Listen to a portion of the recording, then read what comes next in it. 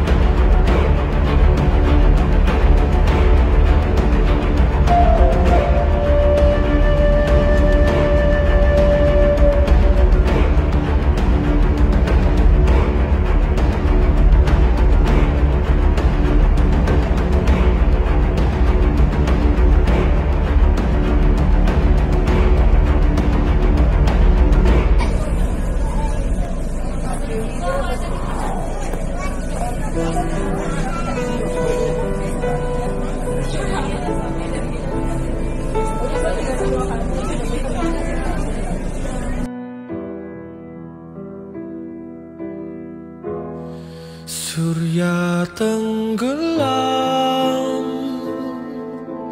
ditelan kabut kelam, senja nan muram di hati remuk redam.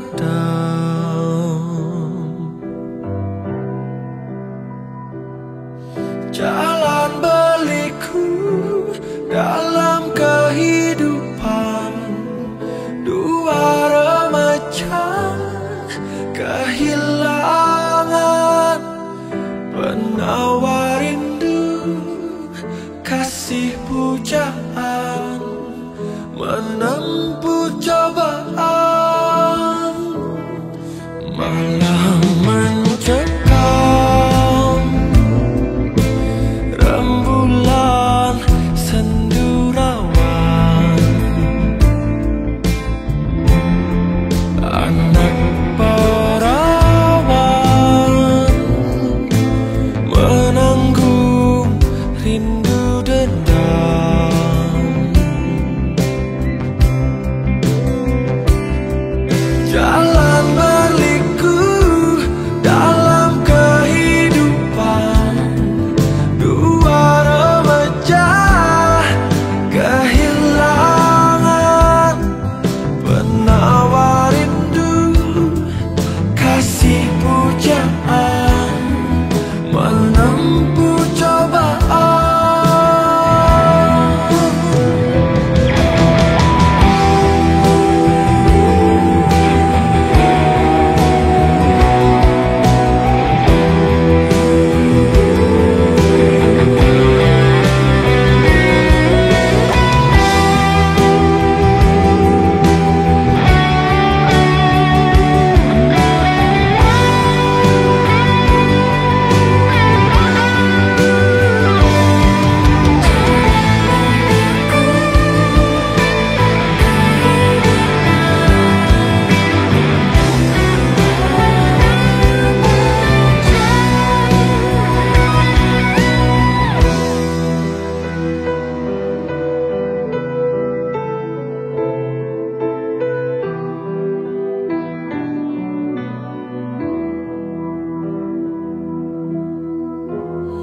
Surya tenggelam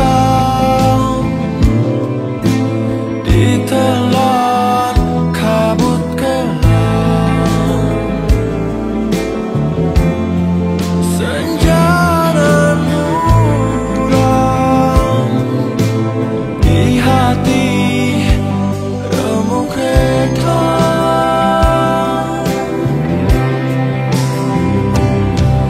Jalan berliku dalam kehidupan dua remaja kehilangan penawar rindu, kasih pujaan menempuh cobaan. Jalan berliku dalam kehidupan dua remaja kehilangan penawar rindu, kasih pujaan menempuh cobaan. Penawar rindu, kasih pujaan menempuh cobaan. Surya tenggelam.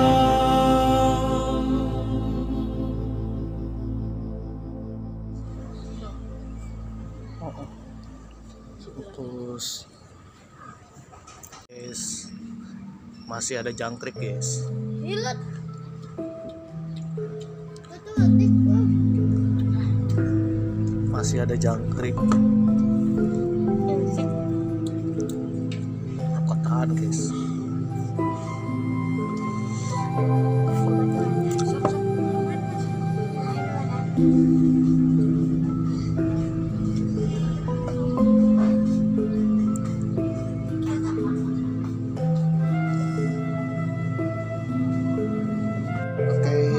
Anda makan nasi rawon dan nasi goreng.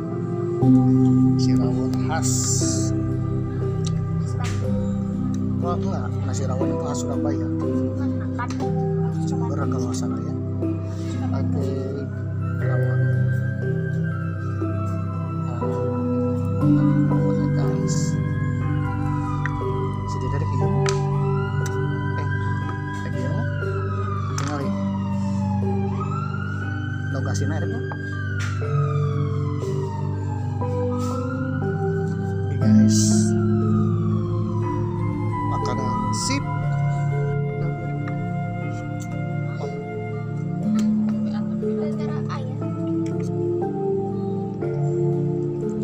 Ini aku, ini ayah.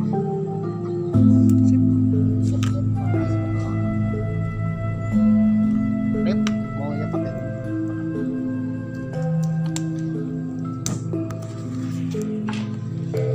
Rawon pakai telur asin. Sip. Khas Surabaya. Oke mas.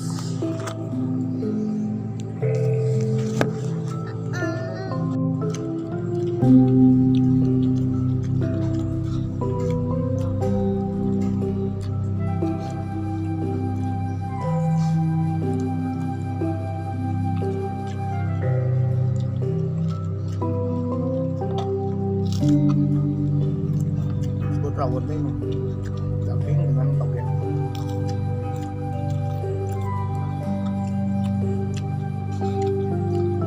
Lapar guys.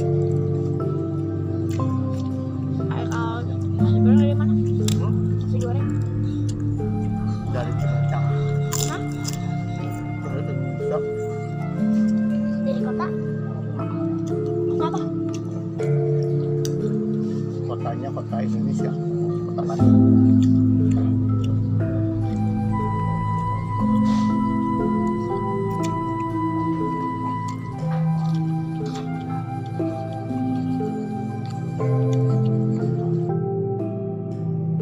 Assalamualaikum warahmatullahi wabarakatuh. Sampurasun, apa kabar dulur baraya warga negara Indonesia? Tetap semangat di tahun baru 1446 Hijriah atau 2024. Dan mungkin video ini tayang menjelang detik-detik proklamasi pemirsa. Waduh, gimana nih kabarnya? Apakah kalian tetap semangat menjelang detik-detik proklamasi, menjelang hari kemerdekaan Republik Indonesia yang ke-79 tahun pemirsa? Atau semangatmu sudah melempem? Waduh ya. Tetaplah semangat karena pejuang kita juga dulu bersemangat ya, berjuang menghadapi para penjajah, berjuang untuk kemerdekaan kita. Kebayang ya kalau seandainya para pahlawan kita, waduh, ya, ogah-ogahan untuk berjuang, apakah kita bisa merdeka? Oleh karena itu semangat para pahlawan dahulu tetap harus dipertahankan sampai hari ini pemirsa. Aduh, tetap harus dipertahankan oleh generasi muda, generasi penerus bangsa seperti kita-kita ini pemirsa. Waduh. Oleh karena itu untuk menambah semangat ya, kita harus memeriahkan HUT kemerdekaan Republik Indonesia yang ke-79 tahun. Ya minimal kita mengibarkan bendera merah putih pemirsa di depan rumah kita. Supaya kita menandakan bahwa kita cinta kepada tanah air, nusa dan bangsa, dan juga tetap semangat.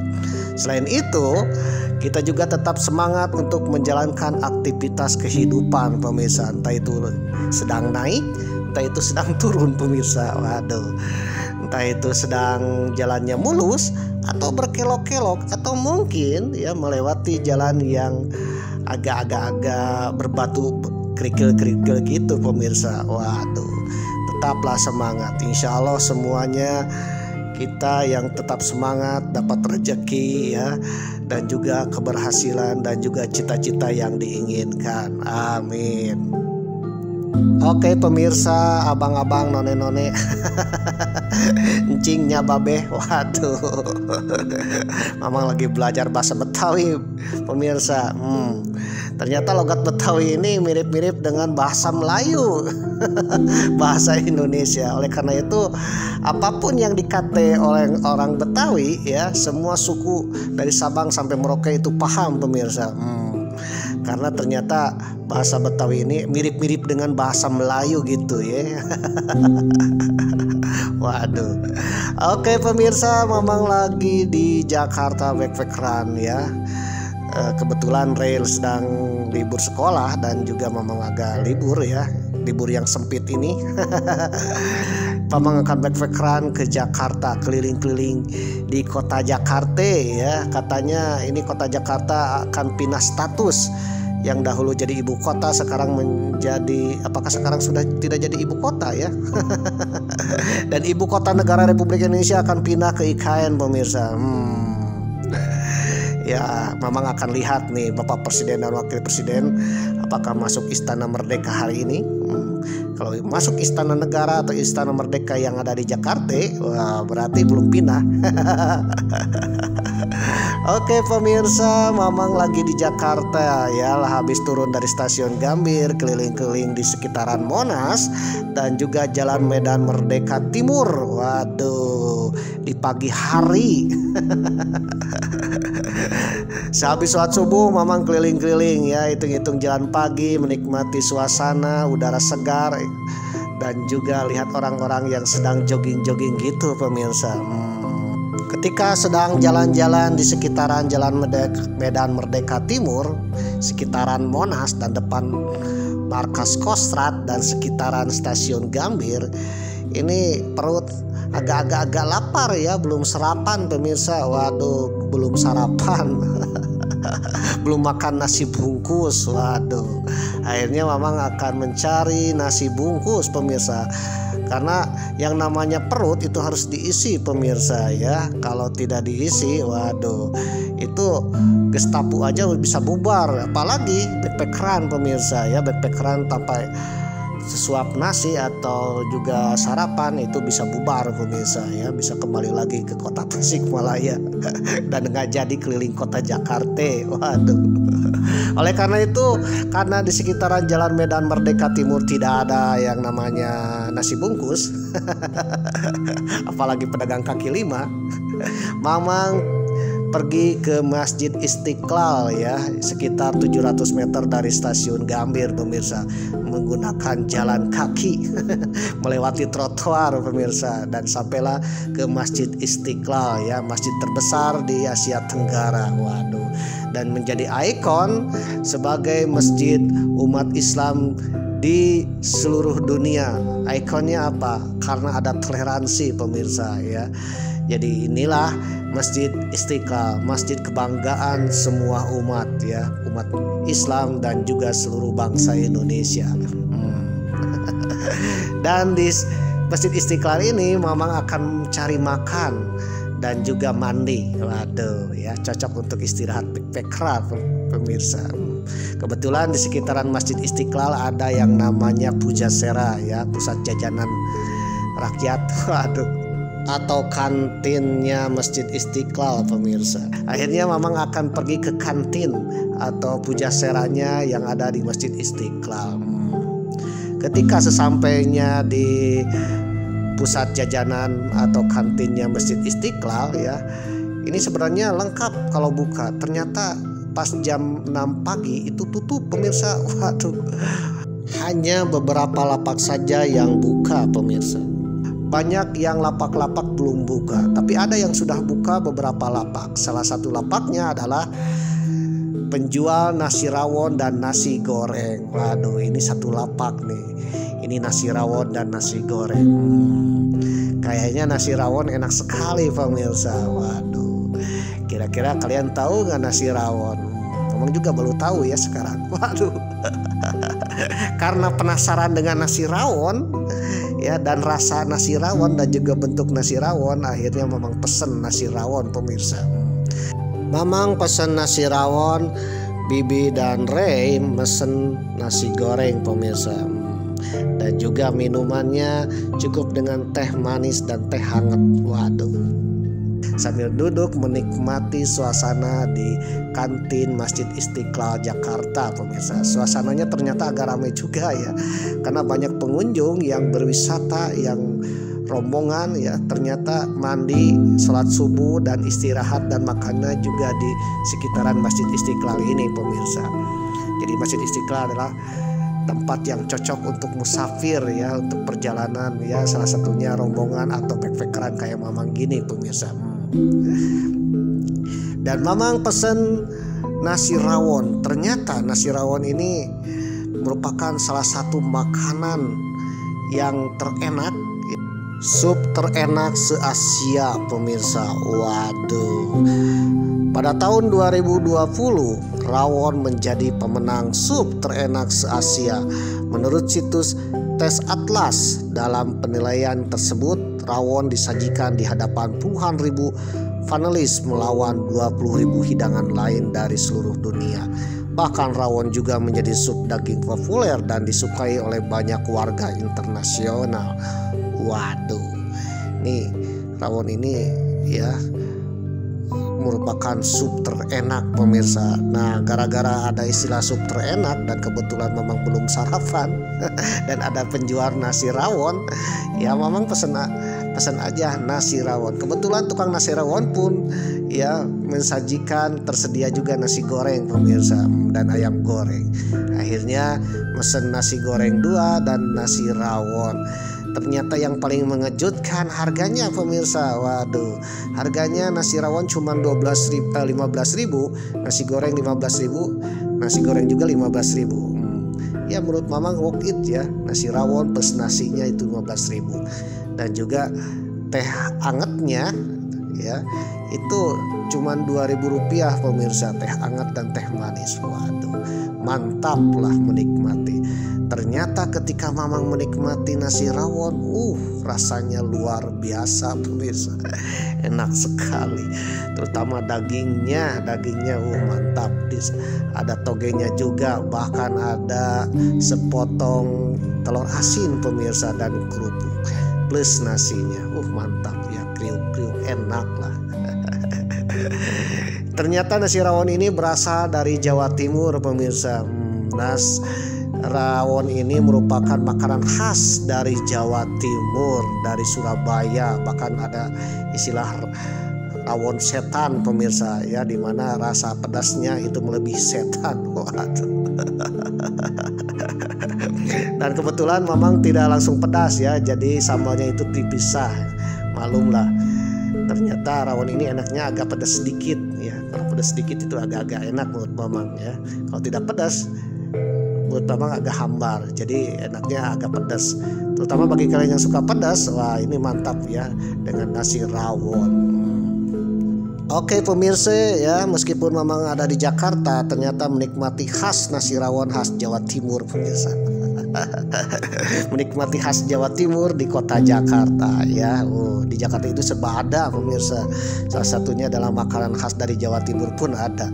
Ternyata yang namanya rawon atau nasi rawon ini makanan tertua di Indonesia ya, sup tertua, pemirsa. Waduh, sup ini sudah ada 1000 tahun yang lalu, pemirsa. Dari mana nih sumbernya 1000 tahun yang lalu? Ternyata sumber utamanya adalah Prasasti Taji yang ada di Ponorogo, pemirsa. Prasasti Taji ini sekarang berada di Museum Nasional ya, nanti Mamang akan ke Museum Nasional di Jakarta ini ya, yang aslinya itu menceritakan tentang masakan-masakan pada masa kerajaan Mataram kuno atau Medang, di mana salah satu masakannya supnya bernama rarawon atau rawon atau nasi rawon. Jadi Mamang memakan nasi rawon ini serasa pergi ke 1000 tahun yang lalu, pemirsa. Waduh. Nah, yang paling unik dari nasi rawon ini berbentuknya hitam pekat, pemirsa. Waduh, seperti air kopi ya. Ternyata inilah ciri khas rawon, pemirsa. Rawon ini sup ibarat air kuahnya itu pekat ya, seperti rawa. Ada yang bilang rawon ini berasal dari rawa, pemirsa. Rawa yang airnya pekat hitam, pemirsa. Jadi kalau kalian melihat rawon pekat ya, kalian jangan terjebak tidak enak. Ternyata kalau dicicipi ini ternyata enak sekali, pemirsa. Waduh, memang top lah nenek moyang kita membuat sup rawon ini. Dan rawon ini ternyata warisan dari zaman dahulu, dari kerajaan Mataram kuno, pemirsa. Waduh. Dan ternyata rawon ini juga punya sejarahnya.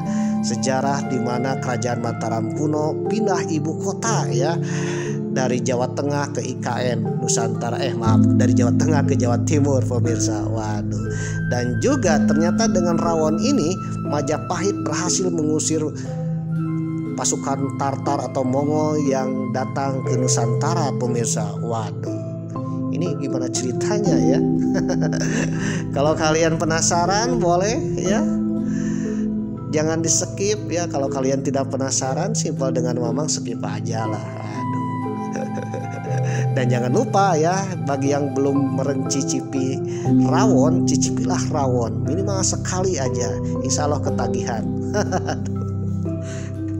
Bahkan penyair Chairil Anwar yang patungnya ada di salah satu sudut kota Malang itu dikaruniai umur panjang, karena dahulu pernah bilang, aku mau rawon hidup 1000 tahun lagi, dalam syairnya. Waduh, ternyata rawon ini sangat terkenal, pemirsa.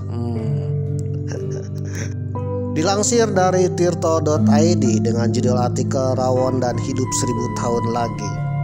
Rawon diperkirakan sudah ada sejak lebih dari 1000 tahun silam.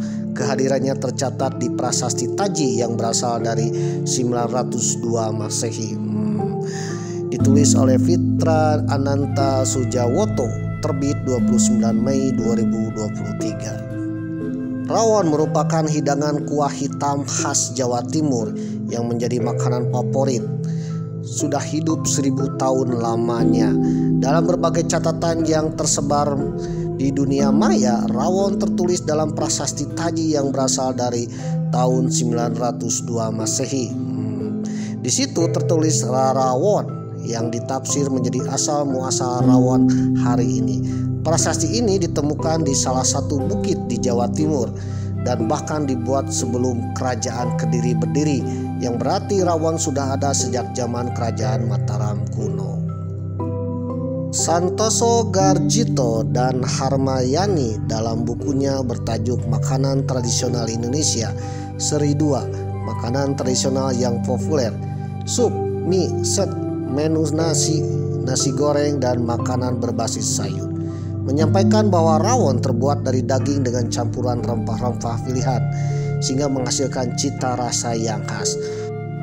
Tidak hanya dari prasasti saja, beberapa warung makan legendaris juga membuktikan bahwa sup hitam ini sudah dikenal sejak lama oleh masyarakat Jawa Timur. Contohnya rawon setan yang buka menjelang tengah malam, di kota Surabaya. Warung makan ini sudah buka sejak tahun 1150-an. Ada juga warung lumayan yang sudah buka sejak 1142, berlokasi di Jalan Raya Tongas, Probolinggo. Warung ini memiliki kekhasan penyajian rawon dengan alas daun pisang atau pincuk, sehingga dikenal sebagai rawon pincuk. Warung ini sudah berganti nama menjadi Rawon Nguling dan kini memiliki franchise yang tersebar di beberapa kota ya. Selain lokasi warung yang legendaris, kata rawon beserta resep rawon tertulis pada naskah sastra Jawa, yaitu Serat Centini yang ditulis pada tahun 1735. Rawon ini mirip dengan soto yang ada di Indonesia, tapi yang membedakan adalah kuahnya. Kuah rawon berwarna hitam. Jadi ciri khas rawon adalah kuahnya hitam. Kenapa bisa hitam? Ternyata menggunakan keluak atau kluwek ya. Kluwak atau kluwek adalah ciri khas dari rawon dan merupakan bahan yang wajib ada, karena bahan inilah yang membuat kuah rawon menjadi hitam. Menariknya, jika kluwek tidak diolah dengan benar dapat menjadi zat yang berbahaya bagi tubuh karena mengandung senyawa sianida. Waduh. Kluwek ini merupakan sejenis buah ya, buah yang sayuran yang mirip-mirip kemiri ya, tapi dalamnya hitam. Kloek harus difermentasi selama beberapa hari untuk menghilangkan senyawa beracun tersebut. Setelah prosesnya selesai, kloek pun aman digunakan untuk memasak rawon. Selain itu, daging sapi yang digunakan daging yang berlemak yang bertekstur kenyal. Contoh yang bisa digunakan yaitu bagian khas luar sandung lamur atau sengkel. Menurut catatan yang terdapat dalam serat ulangan olah-olah warna-warni, rawon dahulu disajikan sebagai hidangan istimewa bagi para raja pemirsa. Awalnya rawon menggunakan daging kerbau, tetapi sekarang lebih umum digunakan daging sapi yang lebih mudah ditemukan. Proses memasaknya dilakukan dengan metode lambat dan menggunakan campuran rempah-rempah khas, sehingga membuat daging rawon menjadi sangat lembut dan kaldu meresap dengan sempurna. Satu elemen yang paling penting dari rawon, cita rasa dan karakteristik yang membuat rawon begitu istimewa adalah keluak. Dapat dikatakan tanpa keluak, rawon hanya akan menjadi sebuah sup biasa. Ya, mirip soto kalau tanpa keluak pemirsa. Karena warnanya yang begitu gelap ini, banyak wisatawan asing menggambarkan rawon sebagai sup hitam ya, black soup. Waduh. Dalam satu hidangan rawon terdapat potongan daging kerbau, toge, hiasan bawang goreng, kerupuk udang, telur asin, dan kuah sup berwarna hitam pekat. Rasa kuah sup yang kaya akan rempah dan daging yang lembut dikombinasikan dengan rasa gurih telur asin dan kesegaran toge menciptakan sebuah harmoni cita rasa yang nikmat dalam setiap suapan rawon khas Jawa Timur. Rawon disajikan ketika dalam upacara adat, dalam penyambutan, dan juga makanan-makanan pertemuan para raja pemirsa. Diceritakan dalam prasasti Taji bahwa ada desa Taji ya yang bebas pajak dari kerajaan Mataram kuno atau Medang. Karena bebas pajak inilah maka diadakanlah pesta untuk menyambut Raja Mataram kuno yang waktu itu bernama Dyah Balitung pemirsa. Dalam masakannya ternyata disajikan masakan rawon yang enak. Oleh karena itu rawon menjadi makanan menu utama dari kerajaan Mataram kuno atau Medang pemirsa.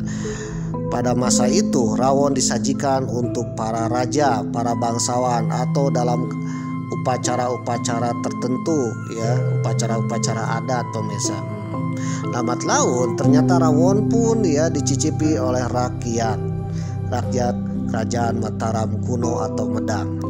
Dilansir dari National Geographic dengan judul artikel Empu Sendok yang memindahkan dan mengubah nasib rakyat Mataram, Selasa 22 Februari 2022, penulisnya adalah Galih Pranata, editornya Mahandis Yohanata Tamrin. Kerajaan Mataram yang merupakan cikal bakal adanya rawon pemirsa. Kerajaan Mataram kuno berdiri sekitar abad ke-8 Masehi, itu awalnya beribu kota di sekitaran Lohvitu ya, Pohvitu. Pohvitu itu diperkirakan ya menurut para ahli itu sekitaran Magelang, Kedu atau Purworejo ya, sekitaran Purworejo, Magelang, Temanggung pemirsa. Namun sampai hari ini Pohvitu itu masih misterius. Ada yang bilang juga bahwa pusat kerajaan Mataram kuno itu berada di sekitaran Candi Prambanan pemirsa. Sekitaran Candi Prambanan atau dikenal dengan wilayah Bumi Mataram. Jadi wilayah Bumi Mataram ini daerah sekitar Klaten, Jogja, Solo itu dikenal dengan Bumi Mataram pemirsa. Dikutip dari The Indian State of South Asia tahun 1968 karya Jocedes, pusat kerajaan Mataram kuno atau Medang dipindahkan ke Jawa Timur pada sekitar tahun 929 Masehi oleh Empu Sindok, dan dimulailah pemerintahan keluarga Isyana ya, keluarga Empu Sindok dan keturunannya. Empu Sindok ini adalah cucunya dari Dyah Balitung dalam prasasti Taji. Empu Sindok sendiri merupakan bangsawan tinggi di kerajaan Medang era Jawa Tengah. Ia bertahta sebagai pemimpin kerajaan Medang periode Jawa Timur dengan gelar Sri Maharaja Rake Iheno Dyah Sindok Sri Isana Wikrama Darmotungga Dewa Wijaya. Lantas kenapa Mataram kuno harus pindah ya dari Jawa Tengah ke Jawa Timur? Ada banyak pendapat para ahli dan faktor yang mengulas kenapa perpindahan itu terjadi. Yang pertama, menurut teori Van Bemmelen yang didukung oleh Profesor Bukhari, alasan pindahnya kerajaan adalah karena letusan Gunung Merapi yang amat dahsyat. Jadi karena Gunung Merapi sangat dahsyat ya, dan juga merurantakan bumi Mataram, oleh karena itu Empu Sendok memindahkan ibu kotanya ke Jawa Timur. Lalu selain itu, kenapa harus dipindahkan ke Jawa Timur? Ternyata faktor lain selain bencana alam, karena ada tekanan dari kerajaan Sriwijaya. Jadi kerajaan Sriwijaya pernah menyerang kerajaan Mataram kuno. Akhirnya kerajaan Mataram kuno atau Medang itu harus dipindahkan ibu kotanya ke wilayah sebelah timurnya atau Jawa Timur. Lalu faktor yang ketiga, kenapa ibu kota kerajaan Mataram kuno atau Medang pusatnya harus pindah ke Jawa Timur?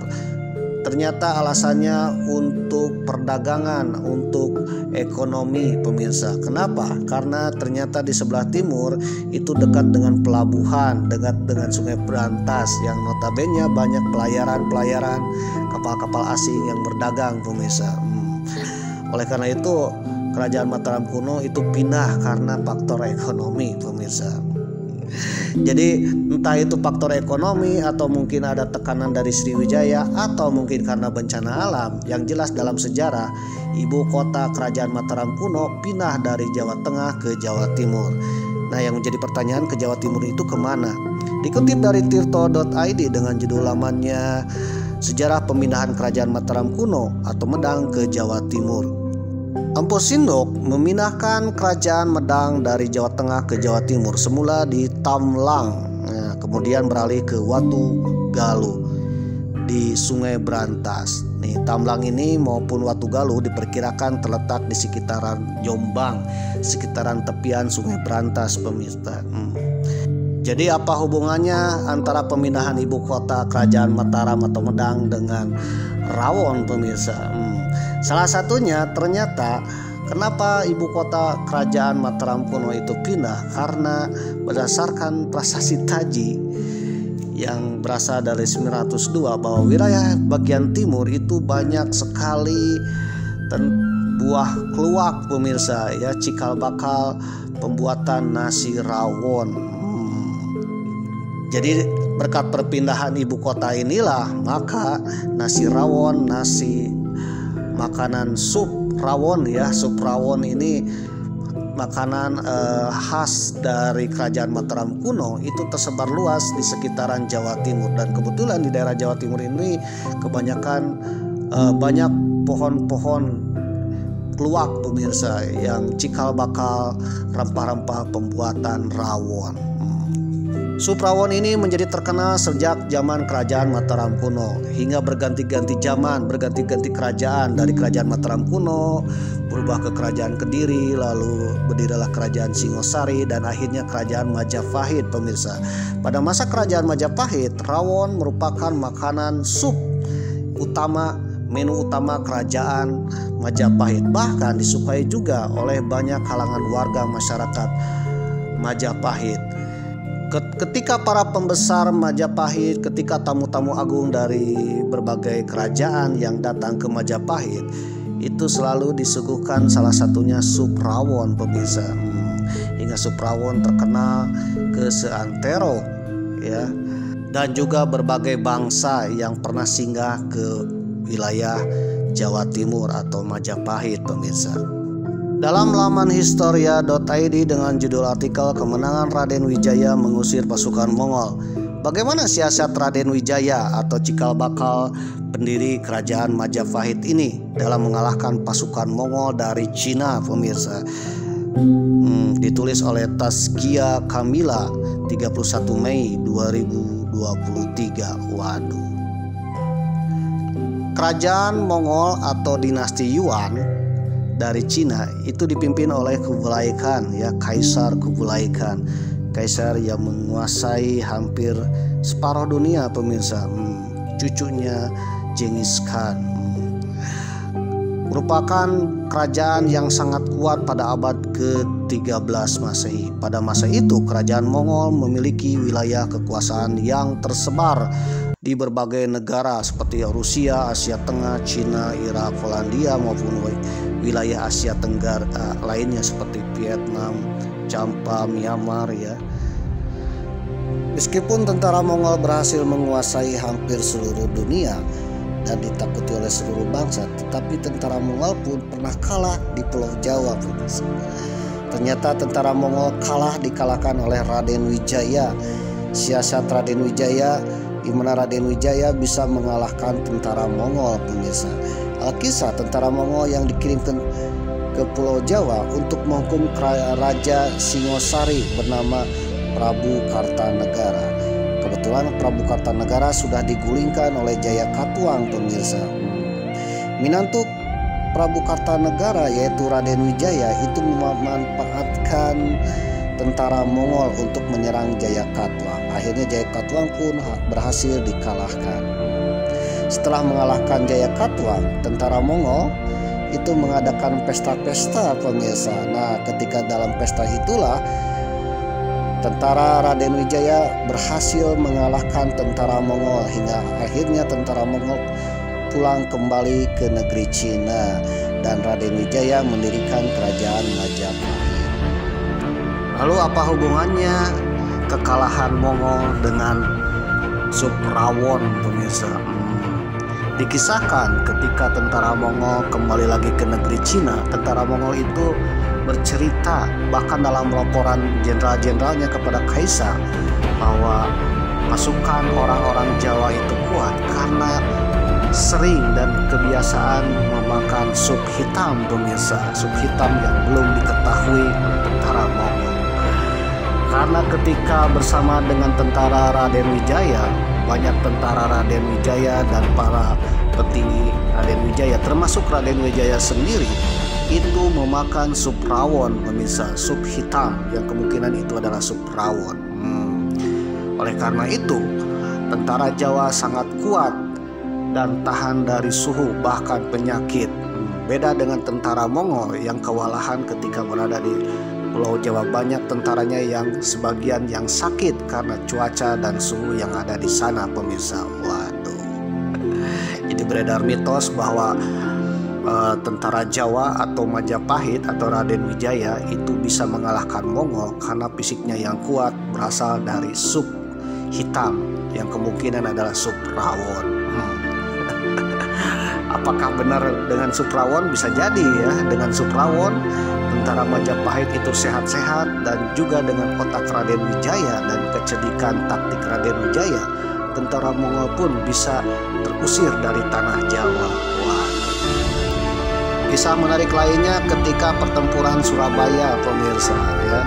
Banyak para pejuang ketika sarapan atau makan itu di dapur umumnya memasak nasi atau sup rawon, pemirsa. Waduh. Dan ternyata dengan memakan sup rawon ya, pejuang kita berhasil memporak-porandakan sekutu di Surabaya, pemirsa. Waduh. Jadi itulah yang namanya sup rawon ya, atau nasi rawon, nasi dengan sup rawon.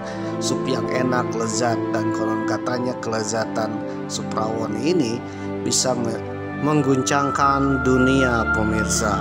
Waduh. Beri semangat kita untuk berjuang, pemirsa. Waduh. Oke, pemirsa, sebagai bangsa Indonesia yang belum merasakan sup rawon, segeralah cicipi, pemirsa ya. Ternyata rasanya enak. Jangan lihat pandangannya yang hitam ya. Ternyata hitam-hitam pun enak, pemirsa. Waduh.